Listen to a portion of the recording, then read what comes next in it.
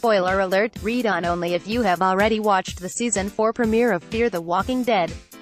Who knew Morgan Jones was such a Flock of Seagulls fan? How else to explain why? He ran so far away on Sunday's Fear the Walking Dead premiere. And I mean so far. Like Virginia to Texas far. But there he was finally forced to stop and stay a while. The character crossing over from The Walking Dead to Fear TWD eventually met up with two new potential allies, John and Althea. After escaping a few dicey situations, the trio decided to help someone seeking aid in the middle of the road. Good news. It was Alicia Clark. Bad news. It was a trap as Alicia, Frank, Luciana, and Strand then surrounded Morgan and team before the episode came to a close, setting up a potential old school versus new school situation moving forward. We spoke to the man at the middle of the action, Lennie James, about Morgan's big crossover episode, The Walking Dead stars that secretly crossed over with him, and what to expect coming up next. Also make sure to read our interview with the new Fear showrunners as well as franchise overseer Scott M. Gimble's comments about getting Rick Carroll and Jesus to make an appearance on Fear the Walking Dead, Entertainment Weekly. We knew Morgan was crossing over. What we didn't know was that Rick Carroll and Jesus would be crossing over with him, if only for a scene each. Still, how much fun was that?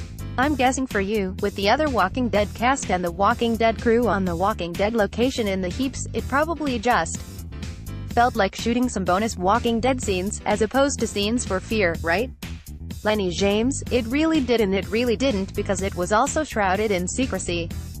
And it was a weird one to have something shrouded in secrecy that is kind of being kept secret from the vast majority of the cast and crew of The Walking Dead.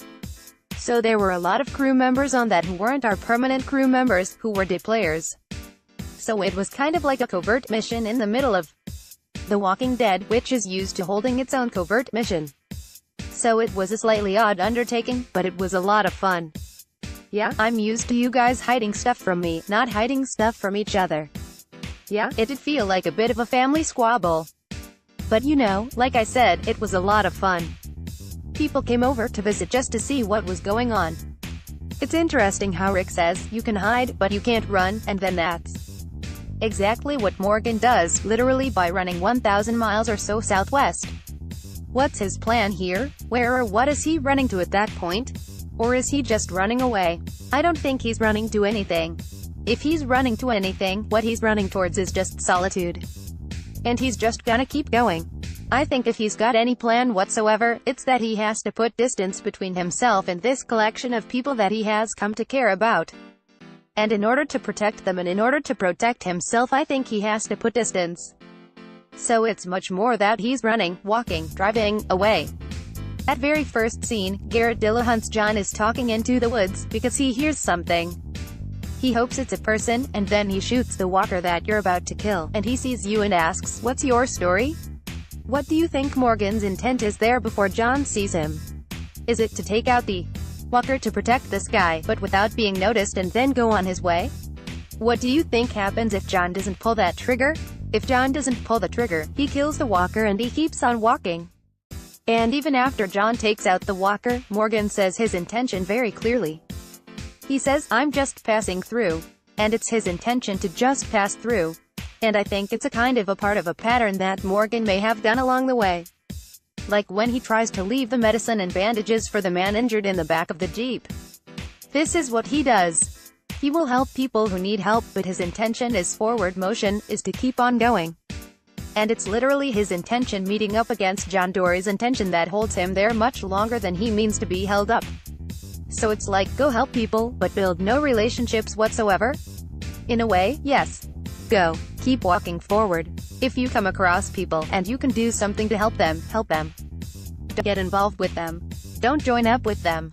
Don't bond with them. Don't care about them too much. And John is just the opposite. He's a chatty Cathy here. He's clearly been lonely and he's looking for someone to connect with.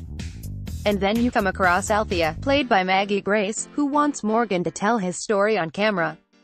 These two must be quite a nuisance to Morgan at first, I imagine. It's exactly the opposite of what he's looking for. I do have to say that both Maggie and Garrett have been given fantastic characters to inhabit and do amazing jobs in bringing them to life.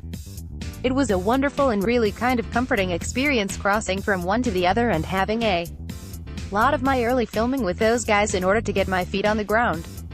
Because we were all arriving new in this environment and we kind of looked after each other. So that was absolutely glorious. But in their relationships with Morgan, John Dorie being so open and friendly in the middle of this apocalypse just annoys the hell out of Morgan. And if that wasn't bad enough, then you have Althea,